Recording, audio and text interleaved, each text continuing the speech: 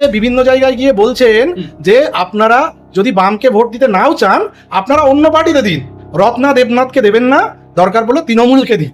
এর যথেষ্ট প্রমাণ আমাদের কাছে আছে এবং অভয়ের মাকে তারা বলেছে দরকার পড়লে আমরা মিডিয়ার সামনে বলে দেবো। মুকুল রায়ের নামে অভিযোগ উঠলো, ওই যে নদিয়ায় যে মারা গেছিল সত্যেন্দ্র না কি একটা নাম, তার ওয়াইফকে টিকিট দিল, কি কারণে দিয়েছিল? সেগুলো কি লাশ নিয়ে রাজনীতি ছিল না? তার ওয়াইফকে ওই রকম অবস্থায় সে তখনও বিধবার বেশে তাকে স্টেজে দাঁড় করিয়ে মমতা ব্যানার্জি ভোট চাইনি, তাপসী মালিক তাকে দেখিয়ে ভোট চাইনি, যার উপরে দাঁড় করিয়ে ক্ষমতায় টিকে আছে।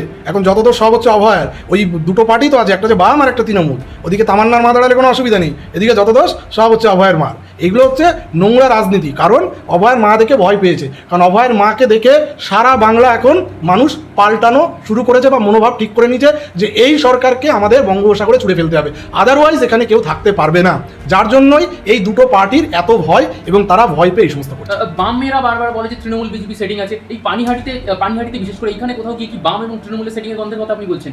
বা এ তো এর আগেও আমি বলেছি, বামেরা যদি সেটিং না করে, বিশেষ করে পানিহাটিতে বিভিন্ন জায়গায় গিয়ে বলছেন যে আপনারা যদি বামকে ভোট দিতে নাও চান আপনারা অন্য পার্টিতে দিন, রত্না দেবনাথকে দেবেন না, দরকার পড়লে তৃণমূলকে দিন।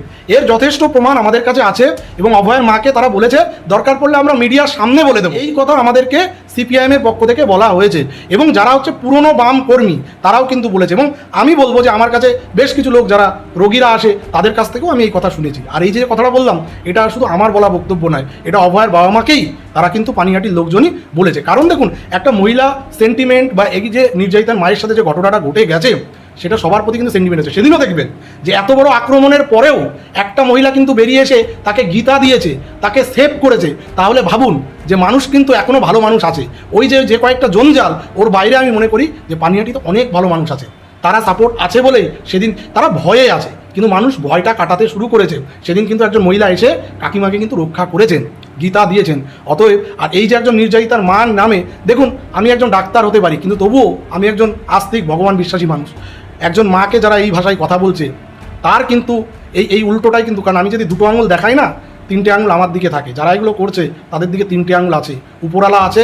আমি এটুকু বিশ্বাস করি এগুলোর ছায়া কিন্তু তাদের উপরেও পড়বে, যারা এই ধরনের অন্যায় অপকর্মগুলো দিনের পর দিন করে চলেছে। আন্দোলন করে কি করেছে? আন্দোলন করে কোন জিনিসটা করতে পেরেছে? আন্দোলনে তো আমিও ছিলাম। আন্দোলনে 17-12-2025 আন্দোলনে হচ্ছে প্রথম আন্দোলন করেছিল, ঠিক ছিল, তারা সিলেক্টিভলি আন্দোলন করেছে। আজকে বলছে কলতান দাশগুপ্ত এবং মীনাক্ষী মুখার্জি নাকি বডিটা না কাটলে সুইসাইড জানা যেত না। আমি আপনাকে বলছি এই যে আমার সাথে এখনই ম্যাডামের কথা, যিনি তাহলে কি কলতান দাশগুপ্ত আর মীনাক্ষী মুখার্জি পোস্টমর্টমের রিপোর্ট লিখেছিল এই নাকি ওরা পোস্টমর্টমে পাঠিয়েছিল?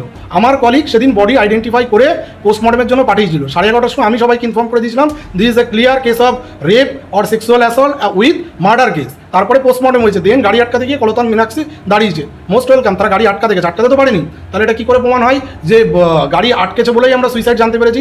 এই ধরনের অপপ্রচার দিনের পর দিন করে আছে। আর আমাদের আন্দোলনকারী WBJDF তারা এখনও এর বিরোধিতা করছে না, কিন্তু বিরোধিতা কী করলো?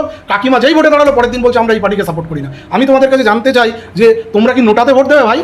তোমরা তাহলে নতুন দল করতে পারতে, করলে না। কাকিমা সেখানে দাঁড়াতো, আর কাকিমাকে সাপোর্ট করবে না ঠিক আছে, বিরোধিতা করার জন্য তো তোমাদের উঠে পড়ে লাগতে কে বললো? আর দ্বিতীয় কথা হচ্ছে যে সুপ্রিম কোর্টে কেসটা, অভয়ের কেসটা হাইকোর্টে এসেছিল, কিন্তু ডাক্তারদের যে 10 দফা দাবি ছিল যেটা নিয়ে এত আন্দোলন করলো সেটা সুপ্রিম কোর্টে চলছিল।